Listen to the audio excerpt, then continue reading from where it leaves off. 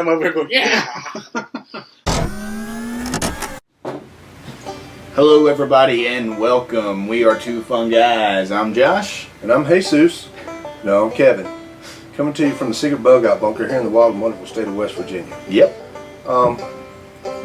This is kind of a question and answer video also, but it's probably going to be a little bit longer than our usual, quick question and answer videos. I've had a couple of people who are not into survival or, things of that nature. And they keep saying, I see these people mentioning these different types of bags. Get home bags, inch bags, bug out bags, raffle bags.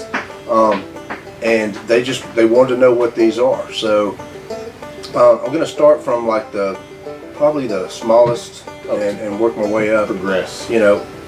You have the survival tins. Mm-hmm. Are they really survival tins?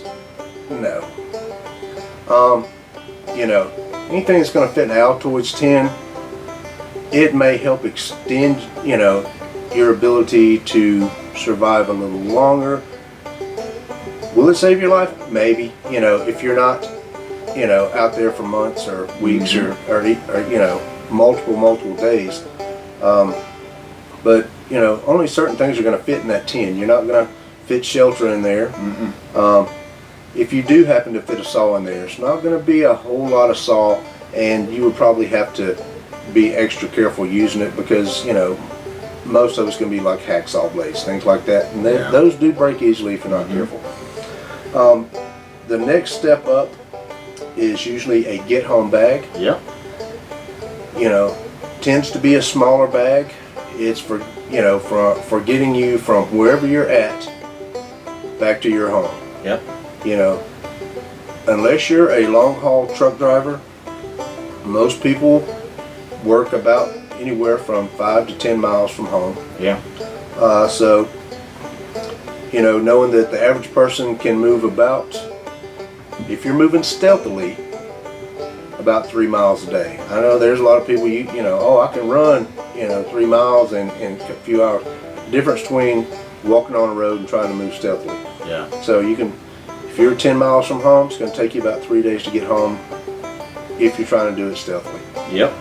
So you're not going to have all the stuff you would have in a bug out bag. You're probably not going to have traps. You're probably not going to have snares. You're probably not going to have extensive tools or anything of that nature in there. You're pretty much covering the basics. Yeah, a lot of people, they don't even put cooking gear in their, get home bags. They pack enough food to keep them alive for about 3 days just to get home. Yep. And, eat on the move. Yep. Maybe a couple power bars, just, something small. Some jerky, maybe some tea bags to keep morale up a little bit, or some, water flavorings, maybe a filter, things of that nature. Yep. Maybe something to keep them warm at night. Mm-hmm. But, it's not going to have the functionality of a bug out bag. A bug out bag is to get from point A to point B, or maybe just get from point A out into the bush until it's safe to return back to point A. Uh-huh. So it's going to have more functionality. You're going to have shelter. You're going to have probably some cooking gear in case you have to be out there a little longer. More ways to procure food, whether it be fishing gear, hunting gear, things of that nature. Maybe a gun, for protection, things of that nature. So your bug out bag tends to be about middle way, as far as size. Usually the biggest bag is called an inch bag. Mm-hmm. Inch stands for I'm never coming home. Yeah. Basically, I refer to it like a fire bag. If your house catches on fire, grab and go. You grab and go because, you're not going to save the baby pictures. You're not going to save the vacuum cleaner. You're not going to save that big old 60-inch high-def curved screen, 3D TV. With surround sound. Right. Basically what you got is what you're going to have when this is all over. Yep. So inch bags tend to be larger. They tend to contain, everything that was mentioned in the previous bags.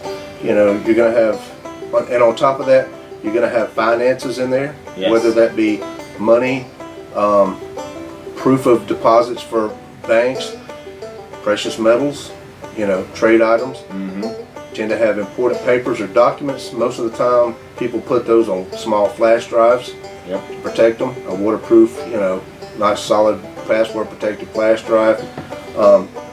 Medications, things of that nature. Maybe even some baby pictures. I don't know. Yeah. But lastly, and this isn't the biggest bag, and it's actually usually just a small pouch about like that. We call it the raffle bag. Running out for lap dancers. Yeah. And those just basically tend to contain, antibiotics, Uh-huh. condoms, a lot of $1 bills, Yeah. some antibiotic cream, and a phone number for the doctor or the Yes. free clinic, whichever it is. Yep. Maybe some pain meds. Alcohol wipes. Nastiness. Well, if you got a raffle bag, you might want to have an inch bag in case your wife finds out. Yes. So, anyway, Good point. now you know what the acronyms stand for bug out bags, get home bags, GHBs, whatever you want to call it. Yeah. GHBs, get home bag. We're not talking about the date break drug. Not that you couldn't put the date break drug in the get home bag, but that usually goes in the raffle bag. Yes. Just saying. Yes.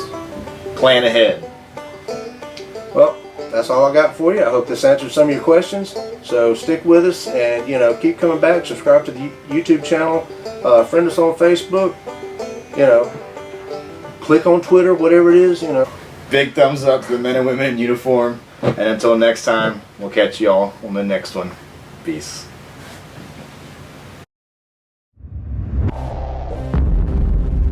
Click on Twitter, whatever it is. Yeah. Tweet. So, alright Twitter. guys. That's the area between your twat and your shitter.